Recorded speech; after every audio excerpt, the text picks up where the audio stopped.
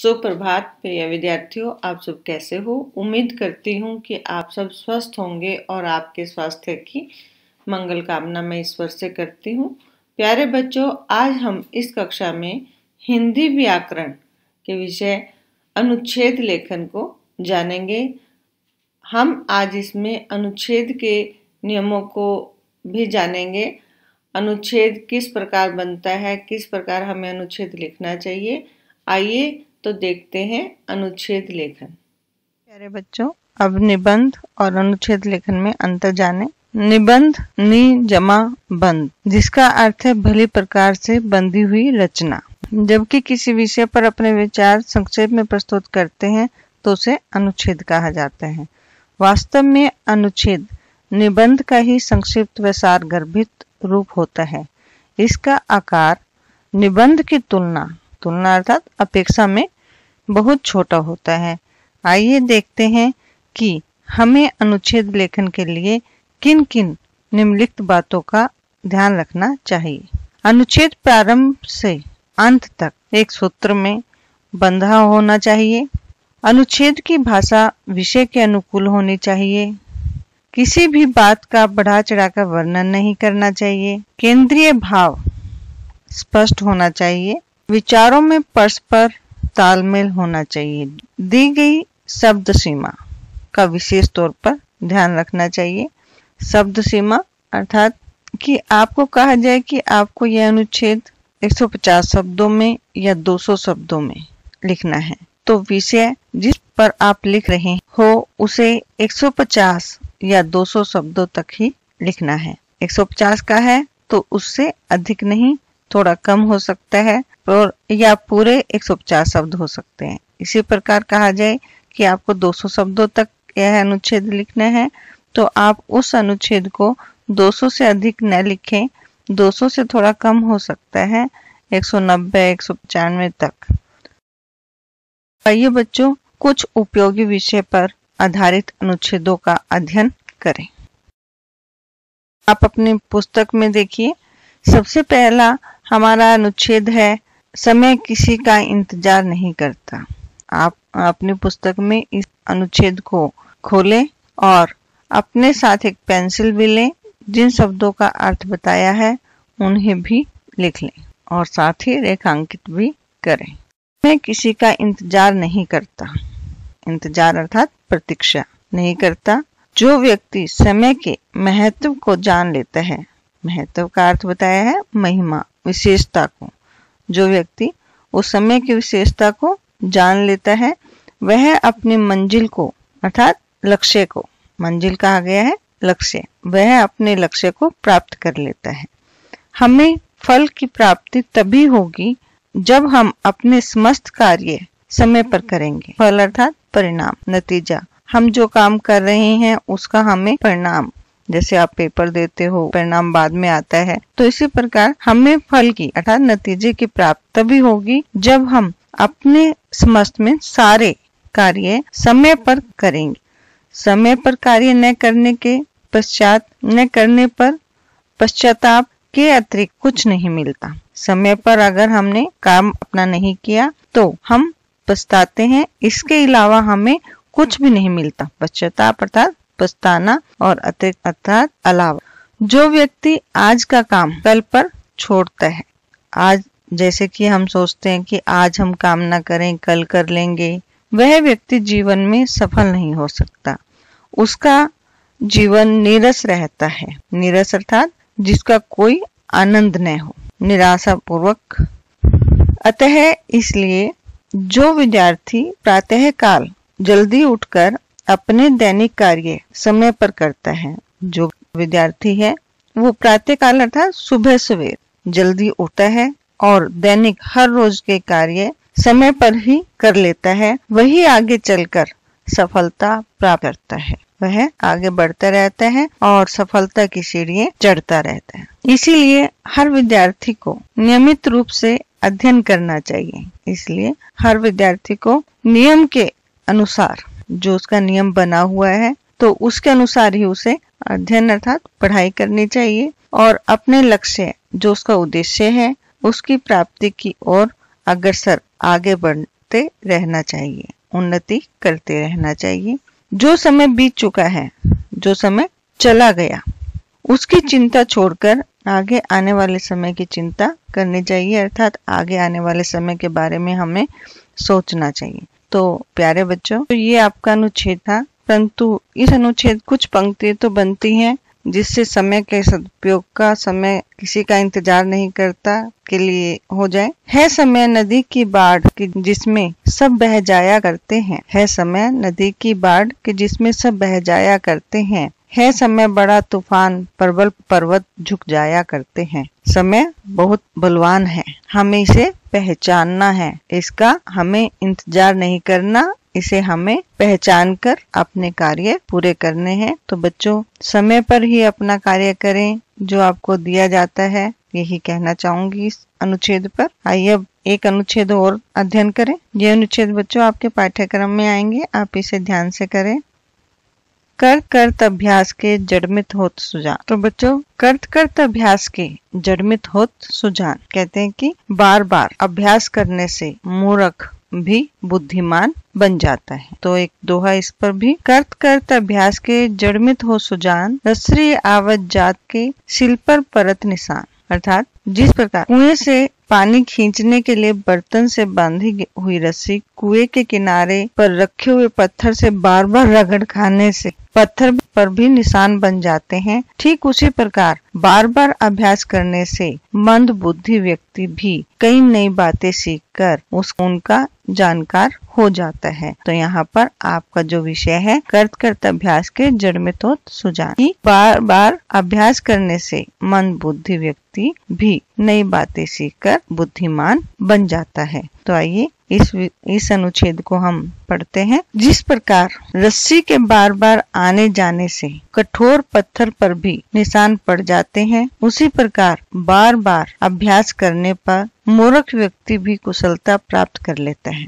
मूर्ख व्यक्ति भी बुद्धिमान बन जाता है, कुशलता अर्थात होशियार या निपुणता प्राप्त कर लेता है। जो व्यक्ति कुशल होते हैं, निपुण होते हैं, वे बार बार अभ्यास करने से विशेषज्ञ बन जाते हैं, अर्थात विशेषज्ञ अर्थात विशेष जानकारी प्राप्त कर लेते हैं। निरंतर अभ्यास करने वाला व्यक्ति सफलता की सीढ़ियां चढ़ता जाता है। निरंतर मीन्स लगातार अभ्यास करने वाला व्यक्ति सफल हो जाता है कि सीढ़ियां चढ़ता रहता है, आगे से आगे वो बढ़ता रहता है। विद्यार्थी डॉक्टर पहले ही दिन ऑपरेशन नहीं करता। जो विद्यार्थी होता है वो डॉक्टर की पढ़ाई करता है और वो पहले दिन से ही ऑपरेशन नहीं करता। ऑपरेशन करने के लिए उसे कई सालों तक अभ्यास करना पड़ता है। ऑपरेशन तब उसका सफल होता है जब वो बहुत कई सालों तक उसका अभ्यास करे। इस प्रकार के तो अनेक उदाहरण हैं, जैसे कालिदास मूर्ख थे, संस्कृत के महाकवि हुए हैं कालिदास। वो पहले क्या थे?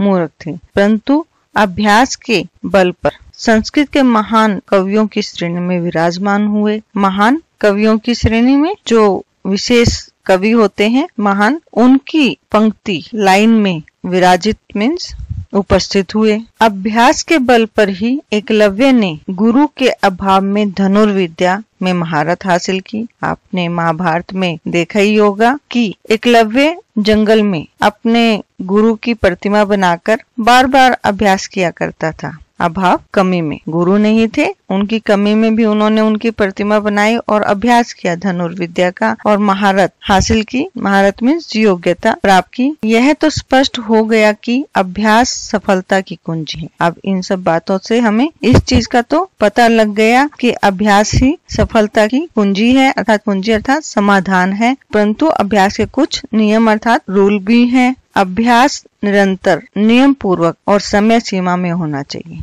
जो अभ्यास करते हैं वो लगातार मगर नियम के अनुसार और समय सीमा टाइम लिमिट जिसे कहते हैं उसमें ही होना चाहिए। यदि एक व्यक्ति एक दिन में 20 किलोमीटर दौड़ लगा ले और अगले 7 दिन तक 1 किलोमीटर भी न दौड़े तो उसका कोई लाभ नहीं। यहाँ पर कहने का अर्थ है कि हमें समय सीमा थोड़ा समय लगाना है, फिर अगले दिन थोड़ा और बढ़ा देना है, फिर अगले दिन थोड़ा और बढ़ा देना है। इसी तरह से हम थोड़ा बढ़ाते रहेंगे, एक समय निर्धारित करेंगे, उसके अनुसार हम कार्य करेंगे तो हम सफल हो सकते हैं। यहाँ पर उसी का ही उदाहरण दिया गया है कि यदि एक व्यक्ति 20 किलोमीटर लगातार एक दिन में दौड़ ले तो अगले 7 दिनों तक वो 1 किलोमीटर भी नहीं दौड़ पाएगा, तो उस ऐसे कार्य का कोई भी लाभ नहीं, क्योंकि वो थक जाएगा, अगले दिन नहीं उठ पाएगा, तो उसका कोई फायदा नहीं है। इसीलिए अभ्यास निरंतर होना चाहिए। तो बच्चों, यह हमने आपके पाठ्यक्रम का दूसरा अनुच्छेद किया। इसे भी आपने रेखांकित किए होंगे, समझे होंगे शब्दों को। तो अब हम एक और अनुच्छेद जो आपके पाठ्यक्रम में ही दिया गया है उसे भी जानें, उनका भी अर्थ समझ लें और ताकि याद करने में आसानी रहेगी।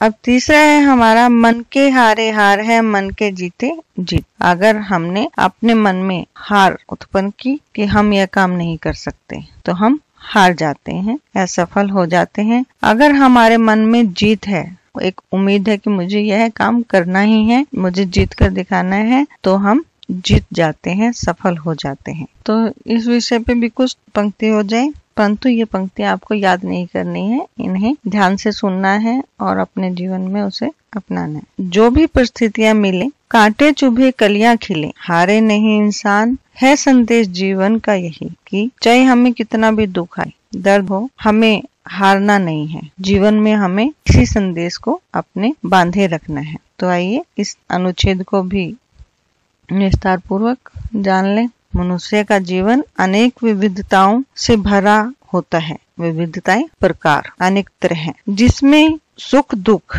हार जीत, लाभ हानि के अनेक कार के रंग शामिल होते हैं। जिसमें अनेक दुख, कभी दुख आता है, कभी सुख आता है, कभी हार होती है, कभी जीत होती है, कभी लाभ हो जाता है, तो कभी हानि।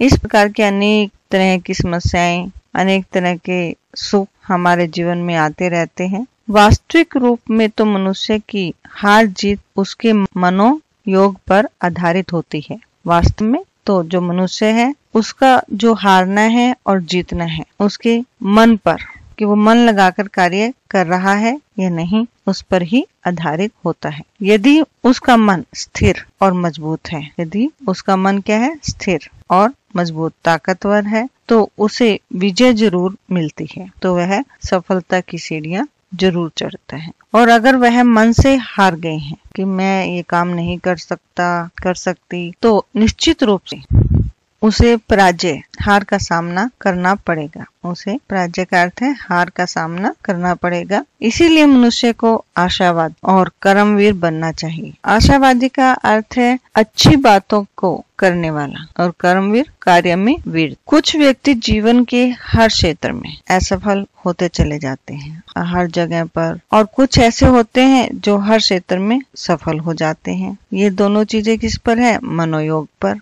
अगर हमारे मन में उम्मीद है, ताकत है, तो हम उसे जीत सकते हैं, सफल हो जाते हैं। अगर हम उससे हार जाएं कि हम यह कार्य नहीं कर सकते, तो हम उसमें असफल हो जाते हैं। अतः इसलिए यदि दोनों प्रकार के व्यक्तियों के गुणों का आंकलन करें तो पता चलेगा कि असफल व्यक्ति प्राय निराशावादी और हीन भावना से ग्रसित होते हैं। यदि हम दोनों प्रकार के व्यक्तियों के गुणों का आंकलन, गणना करें तो हमें उससे यह पता चलता है कि असफल व्यक्ति प्राय अक्सर निराशावादी जो निराश हो जाते हैं, उदास स्थिति में होते हैं, और हीन भावना जो पीड़ित होते हैं, तो उससे ग्रसित होते हैं। हीन भावना से मीन्स आत्मविश्वास की कमी से पीड़ित होते हैं। ऐसे व्यक्ति काम शुरू होने से पहले ही हार मान लेते हैं। अभी काम शुरू भी नहीं होता कि हम उससे सोच लेते हैं कि हम नहीं कर सकते, इसलिए हम उसमें हार जाते हैं। धीरे धीरे उनकी सोच बन जाती है। वो धीरे धीरे ऐसी सोच बना लेते हैं कि वे जीवन में कभी सफल नहीं हो सकते। इसके विपरीत, इसके उल्टा सफल व्यक्ति प्राय आशावादी और कर्मवीर होते हैं। जो सफल होते हैं व्यक्ति, वो एक उम्मीद बनाए रखते हैं कि हम यह कार्य करेंगे तो हम जीत जाएंगे, और कर्मवीर कार्य करने वाले होते हैं। वे जीत के लिए सदा परिश्रम करते रहते हैं। वे हमेशा जीतने के लिए मेहनत करते रहते हैं। तो बच्चों, आपके पाठ्यक्रम के अनुसार ये 3 अनुच्छेद हमने किए, तीनों के अर्थ को जाना, आपने नियमों को भी समझा होगा। तो प्यारे बच्चों, उन नियमों को समझते हुए इन तीनों अनुच्छेदों को आपको याद करना है।